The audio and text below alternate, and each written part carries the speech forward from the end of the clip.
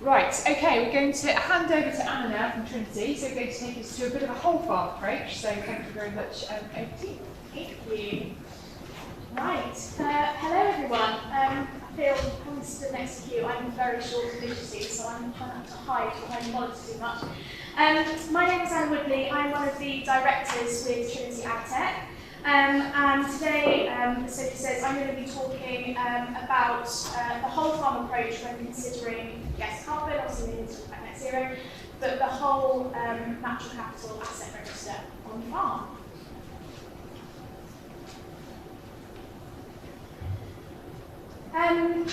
Right, so today I'm going to focus in on some of the work on Sandy, which is our integrated natural capital navigator tool.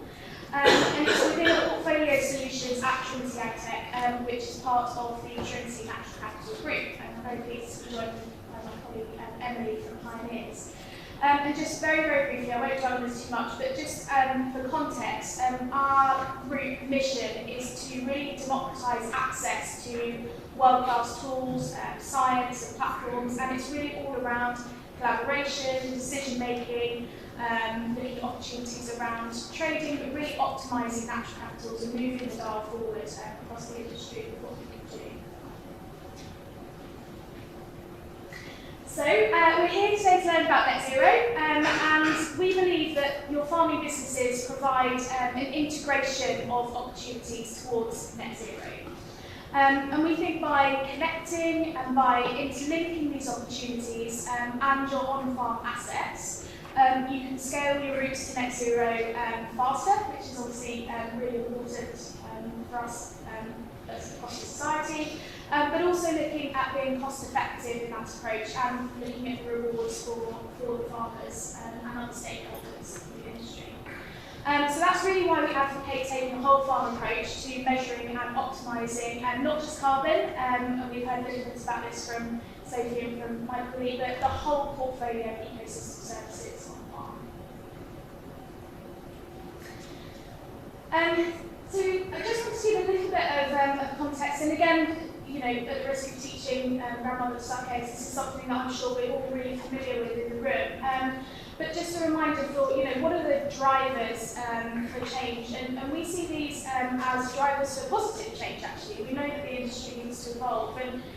And we consider our options for net zero, as well as other sustainability and farming targets.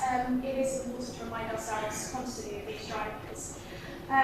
Obviously, we know the basic payment scheme is going. And we know this is having a huge impact on the decisions that farmers are having to take on a daily basis on how they manage their businesses moving forwards. Business resilience is really at the heart of that. And we know that ELMS, in whatever guise that ends up taking, is going to impact this, and the general changing face of agricultural inputs, technologies, will also play into this decision making as well. So we also need to consider the changes in perceptions of the consumer. Obviously something really key to what Morrisons are doing, and really how we balance environmental progress with buying habits and with food security as well. Okay, what do we mean by the whole farm approach?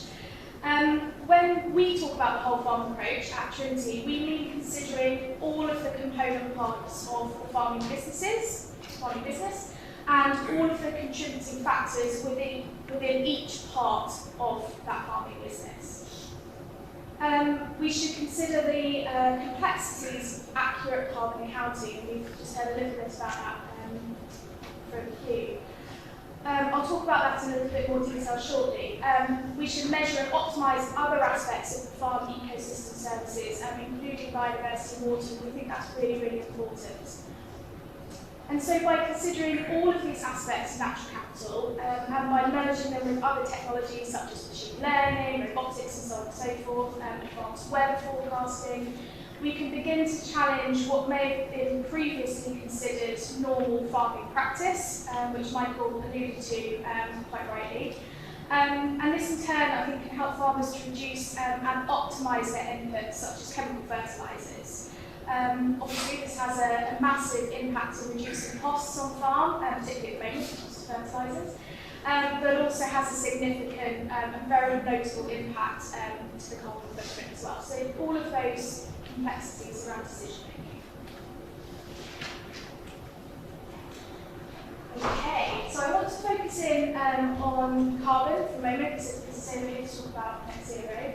And I think this really kind of links in with what we've just heard from you, but there are so many factors which contribute towards the carbon footprint of a modern farming business. And many early carbon calculators will just look at one or two components, and we have to consider that this is an extremely fast-moving area of research and understanding. Not only can this, by just looking at one or two component parts, I think misrepresent certain enterprises on the farm. The key example obviously being outdoor pasture grazed livestock, where historically we've seen that actually the scores are really just looking at emission score rather than the whole carbon footprint of that enterprise. But also it limits our opportunities as an industry to make improvements at scale, which is really, really important. And also I think we can't expect to efficiently and cost effectively make progress towards our net zero targets as an industry without considering all of the component parts of this quite complex system. Something else that I just want to signpost a little bit is we also need to consider that this isn't a given straight line trajectory towards net zero. Farming is a living thing, and we're susceptible to many pressures, changing pressures, weather, pest disease, all of those things which again everyone in this room is really aware of. And of course we still have to produce food. So it's important when considering the whole farm approach and taking these measurements that we're really thinking about, the fact that this thing can go up and down and how we manage that when we're looking at our choices. Now, this is a slight in-joke at Trinity because I should have a sticker on my face that says carbon tunnel vision. It's something that I bang on about all the time. So I just want to take a moment just to highlight carbon tunnel vision. Carbon tunnel vision is where we become so hyper-focused on carbon in isolation that we limit our opportunities as an industry for greater profitability, environmental sustainability, and potentially limit our ability to efficiently effectively tackle these issues, bigger issues such as food security, trade and income. We've heard about this from Sophie and from Michael and from others, and I'm glad that we're all kind of saying the same thing. I think that's a really positive sign. But there is much that we can do collectively to expand our horizons and increase our opportunities for greater progress without getting caught up in carbon tunnel vision. So I think it's really important to make, and I make it all the time. People are sick of me talking about it. So for our part at Trinity Ag Tech, we see this about enabling industry to build out a complete asset register of natural capital and to explore all of their options for optimising it. And by thinking in terms of co-benefits, so carbon, biodiversity, water, woodland, soil, all of the inherent moving parts of those systems, underpinned by that financial prosperity in this effectively new era of farming. It's a bit cliche, but it's very true. Okay, I won't go, I've got 3 slides today just to get into, I guess, the 3 main pillars of that whole farm approach. I won't read these out and I won't get into detail much of the time, but effectively we have a suite of modules within Sandy, within our system. And as I say, we're really working hard to move away from this idea that Sandy as a product is just another carbon calculator. Carbon calculation is a really key component part of what we do. And the IPCC refer to Sandy as the 2nd and 3rd generation carbon calculator. So it takes the existing models and really pushes the boundaries. And part of that is looking at all of the component parts feeding into what is on-farm carbon footprint. So as I say, we look at all of the different enterprises and aim to get a really good view of that through different phases. So we look at star, 100, so on and so forth. The next part of the whole farm approach is really to look at biodiversity.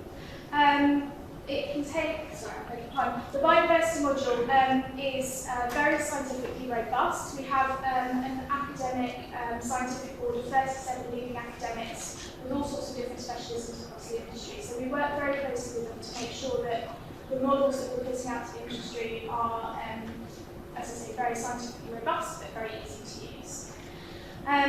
So we've signed a certified diversity scores to all productive and non-productive land uses on a farm for different types of biodiversity that allows the farmer to understand their carbon position, but also, as I say, biodiversity as a set of co-benefits.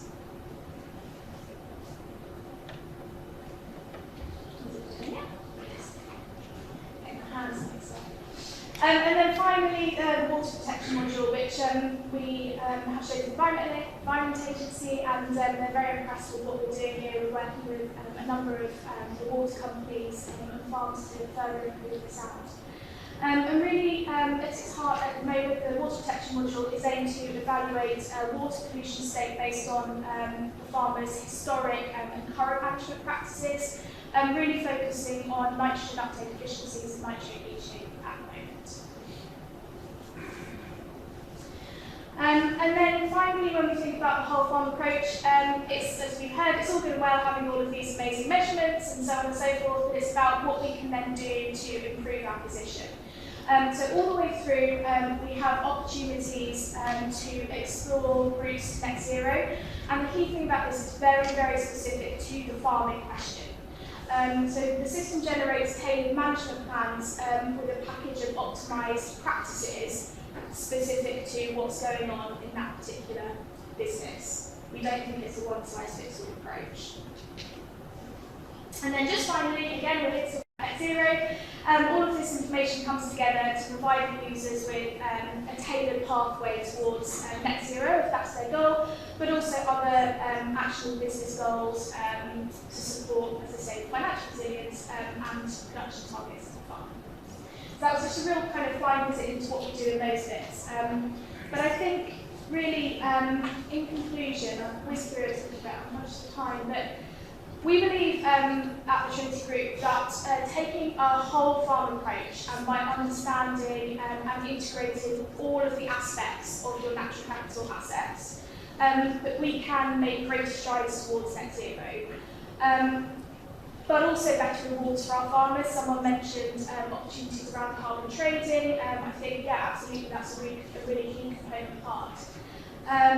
Where appropriate for different farming businesses. Some of them might want to do that, and that's fine. But also improving all aspects of our environmental sustainability, not just carbon, so stabilising food security, really key, listening to changing consumer demands, but also educating consumer. I think that's a really important thing, something that I've taken away from today is how as a collective industry can we get better at giving our consumers the right information, because it's not being done well enough at the moment.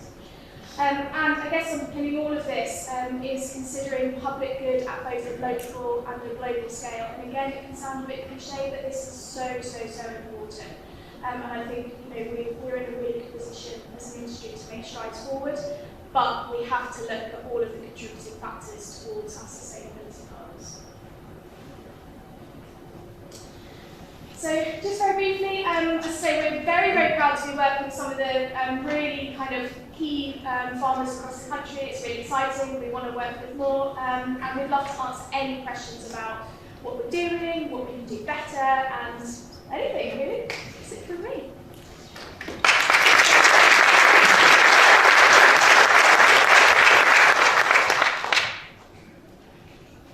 Thank you very much, Anna. Thank you. And I do appreciate as well you're sort of like conscious of the time, very kind. So thank you. So yeah, really interesting. Again, that sort of whole farm approach, really important as you described. And we are in such a rapidly changing market and lifetime, and to be able to value and you described, and we've all talked about today, tell that story better to customers is absolutely critical. Has anybody got any questions for Anna?